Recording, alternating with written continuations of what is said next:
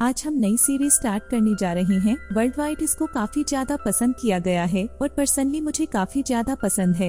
Episode की शुरुआत में हमें एक अलग यूनिवर्स दिखाते हैं जिसके अंदर एक तोई कोई नामक महाद्वीप है। वहाँ लोगों के पास मैजिक तो नहीं, लेकिन वहाँ के लोगों की एनर्जी का मेन सोर्स दोई कोई है। असल में उस महाद्वीप पर इंसान अपने अंदर की दोई कोई पावर को बढ़ाते हैं और अलग अलग लेवल्स पर पहुँचाते हैं। कुल 10 लेवल्स होती हैं जिनके नाम आपको स्क्रीन पर दिख रहे होंगे। फिर इस महाद्वीप के अंदर हमें एक जगह दिखाते हैं जहाँ कई सारे लोग एक टावर के आगे खड़े थे। वो लोग एक एक करके एक खंभे के पास जाते हैं और अपनी दोई कोई पावर की लेवल चेक करते हैं। दूसरी तरफ हमें चाओ क्लेन के अंदर चाओ क्लेन का हेड, चाइली हाउस का हेड और क्रोसिटीज का हेड दिखाते हैं जो एक मीटिंग कर रहे थे।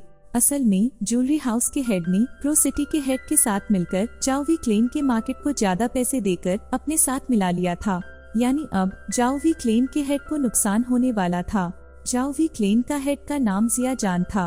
अब इस बात से उसे बहुत गुस्सा आता है, लेकिन फिर गुस्से पर काबू करके वो उसे एक वेंडिंग इनविटेशन का कार्ड देता है और कहता है, बेटा है शादी ना लान यान रान के साथ फिक्स हुई है जो कि ना यान फैमिली से ताल्लुक रखती है। अब पहले तो उसकी इस बात से फट जाती है कि जांग यान उसका बेटा है, क्योंकि जांग यान इतना ग्रेट फाइटर था कि उसने 4 साल की उम्र से मार्शल आर्ट सीख लिए थे और 11 साल की उम्र में वो लेवल 9 पे पहुंच गया था।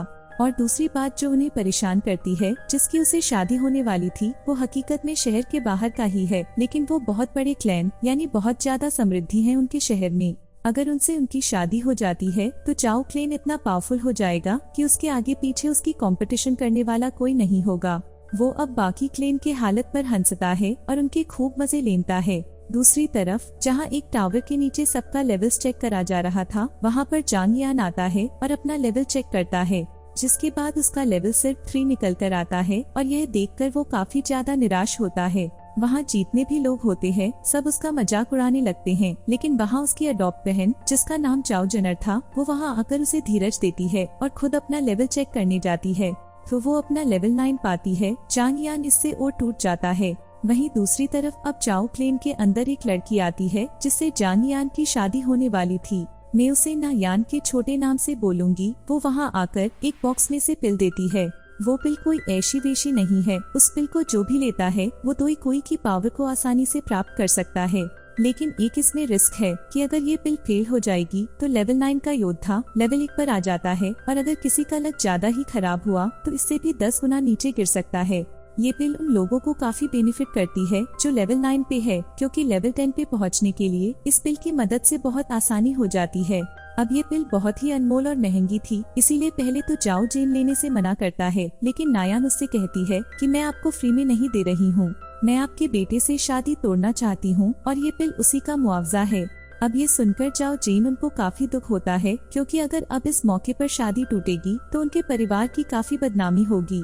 अब उनमें बहस होने लगती है और बहस इस कदम तक पहुँच कि वो तलवार निकालने का भी सोचते हैं, लेकिन नायान अपने साथ अपने अंगरक्षक भी लाई थी जो बहुत पावरफुल थे। अब माहौल गर्म तो था ही कि तभी वहाँ जांग यान भी अपनी बहन के साथ आ पहुँचता है, जहाँ वो सीधे जाकर फ्लर्ट करते हुए नायान से पूछता है कि क्या मैं उतना हैंडसम नहीं हूँ क्या।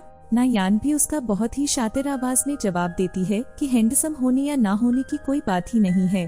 तुम एक समय पर बहुत ताकतवर योद्धा थे और तुमने लेवल 9 तक को अचीव कर लिया था, लेकिन अब तुम सिर्फ एक लूजर हो जो अपनी शक्तियों को खो चुका है और मैं ऐसे लड़के से कभी शादी नहीं करूँगी जो कमजोर हो।